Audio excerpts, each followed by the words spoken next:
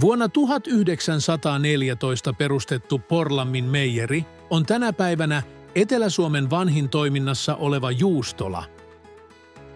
Meidät tunnetaan erityisesti korkealaatuisista maitotuotteista, kuten juustoista, jogurteista ja voista. Mutta valikoimastamme löytyy myös kasvipohjaisia tuotteita, kuten vegaanisia juustoja.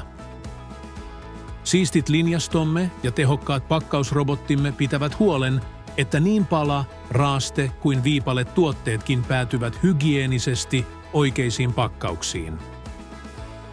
Varmistamme tuotantoprosessin aikana useilla laboratoriotesteillä, että niin kotimaisista kuin ulkomaisistakin raaka-aineista tuotettu ruoka on puhdasta ja turvallista nautittavaksi. Toimintamme keskiössä ovat tuotekehityshankkeet, ja tulevina vuosina fokuksemme on erityisesti kasvipohjaisten tuotteiden kehityksessä.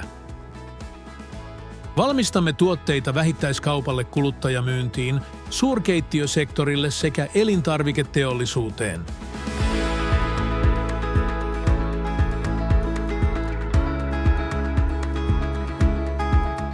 Ota yhteyttä ja keskustellaan, miten voimme palvella teitä paremmin.